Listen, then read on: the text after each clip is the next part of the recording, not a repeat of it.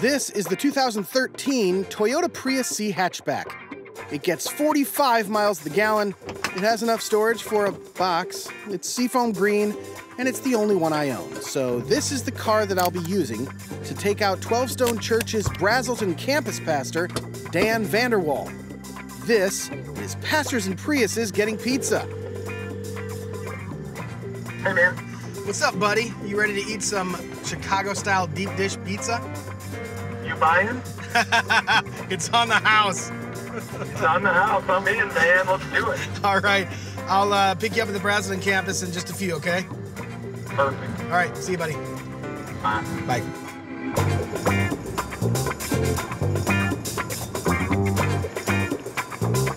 Dan Vanderwall has been the campus pastor of the Brazelton campus since its inception in early 2015.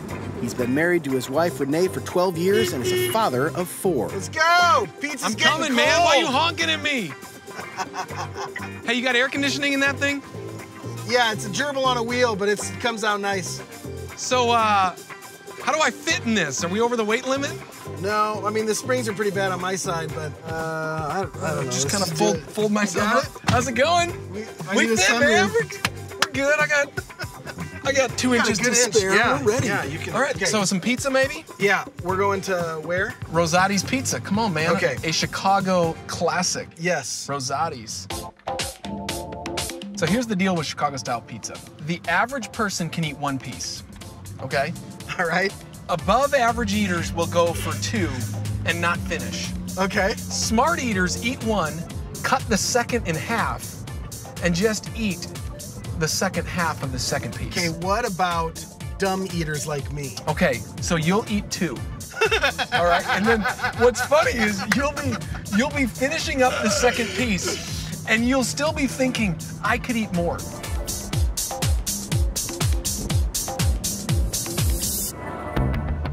All right, so here's what you got to know about Rosati's, Travis. Oh boy. Rosati's is attached to a gas station. As all good pizza joints should be. I know, but I have shared Rosati's pizza with so many people in this community. But when I tell some people, they go, "Oh, you mean the one in the gas station?" And they immediately dismiss it because they're like, it's a Subway in a gas station. or a QT no, eatery. It is not. It is not in a gas station. Okay. It is attached to a gas station. Which, here's the irony, if it were a barbecue place, it'd have automatic credibility.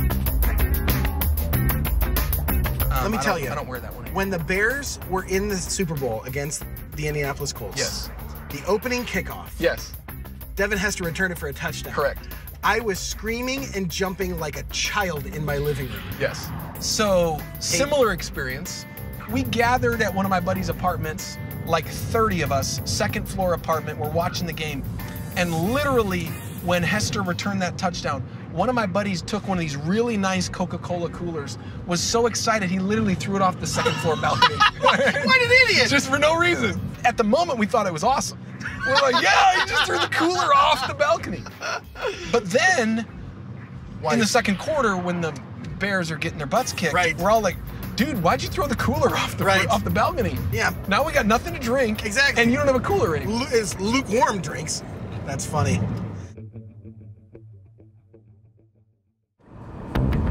All right, we're here. Let's do this. Today, we're headed to Rosati's Pizza in Houston for Chicago-style deep dish pizza. The first Rosati's was founded by Ferdinand Rosati in 1906 in downtown Chicago. After decades of successfully serving Chicago, Rosati's began franchising nationwide, and in 2015 was inducted into the Pizza Hall of Fame. Yeah, that's a thing.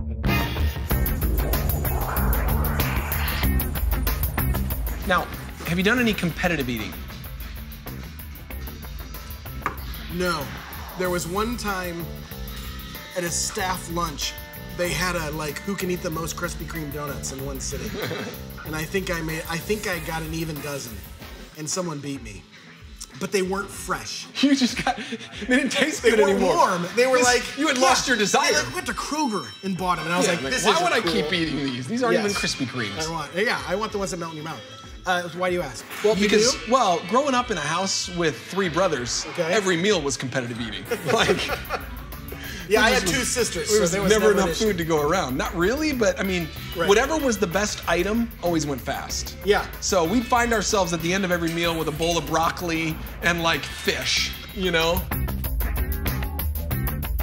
Did you work growing up? I was a caddy for a while at a local country club. No way. Yes.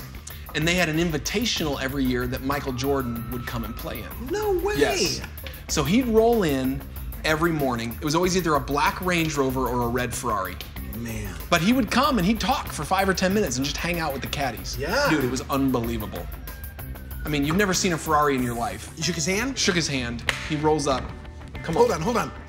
Shake my hand. Yes. I just secondhand shook Michael Jordan's You hand. have secondhand shook That's Michael impressive. Jordan's hand.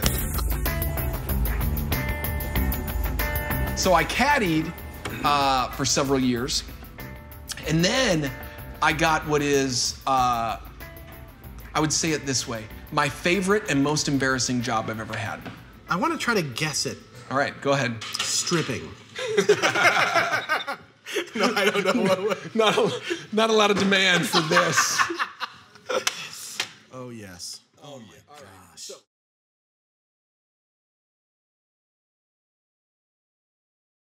You just gotta, Jeez. let's just, Hold I mean, on. look at this.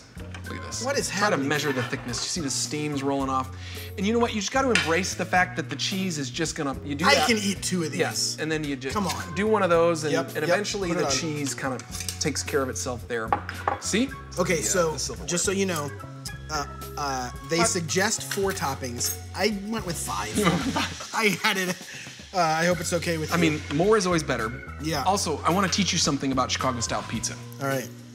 I am the grasshopper. Always order the largest pizza they have. Oh, I'm sorry. Yes, like, a part of me was just disappointed when he brought this pizza over. You're right. Because Why would I not take leftovers home? I was I'm such banking an on idiot. leftovers. Not to mention, I'm really sorry. Not to mention, Dang it.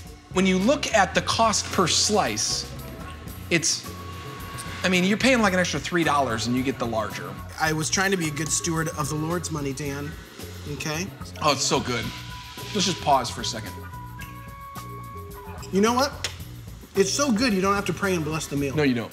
No, It's you from just- Chicago. Yeah, Man, that crust, yeah, they put like the crushed tomato stuff on top yeah, with those spices. yeah. Doggone it. And When I was in high school, my dad had a rule, and it was you had to work in the summers. But his requirement was not the number of hours you had to work. It was the amount of money you had to make. All right? So it was- Really? yeah. So you had to make $3,000 a summer. And that so seems like decent money. oh yeah, I mean you had to work hard to get it. So my twin brother and I had an inflatable canoe. Yes. Cool. And there was a public park just up the creek from an exclusive upscale private golf course. So we would get our inflatable canoe and we would bob for golf balls. We'd Yeah. start fishing them all out and we'd That load is up really the canoe. genius. We'd go back home, we'd clean them all, we'd polish them, and we'd take all the Titleist Pro V1 balls we could find. We'd put them in there and we'd sell them on eBay. Yes. You're so smart. I would have sat like a lemonade stand and sold them. eBay's way better. Yes. Sold them all on eBay, $36 a dozen. Wow. Yes. We made because we had to make $3,000 each. We made $6,000 in 6 weeks. Took the rest of the summer off, went to the pool. That's fantastic. Man, no overhead? Shoot. I mean, we already had an inflatable canoe. You're an entrepreneur, Dan. That's impressive.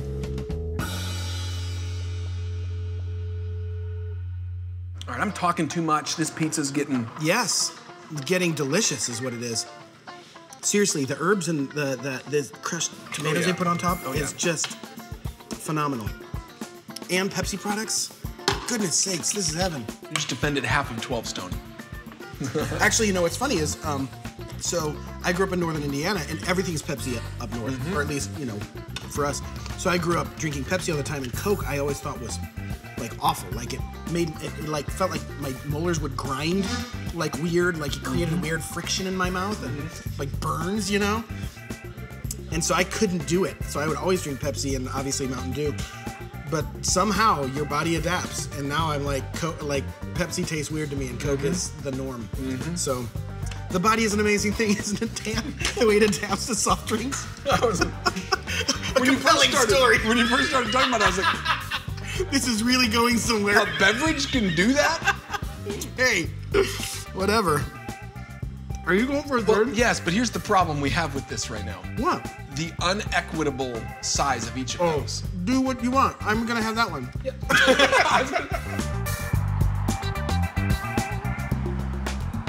This is great.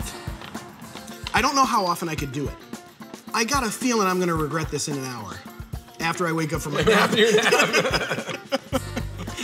As a campus pastor, there are a certain number of questions I just get asked regularly. Sure. And one of them that I get asked all the time is this: what is Travis Billman's job?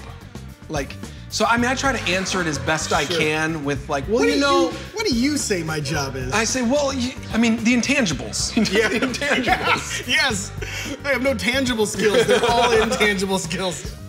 I kind of just come up with something. Yeah. But what would you say you do here? It's a lot of pizza. Shame.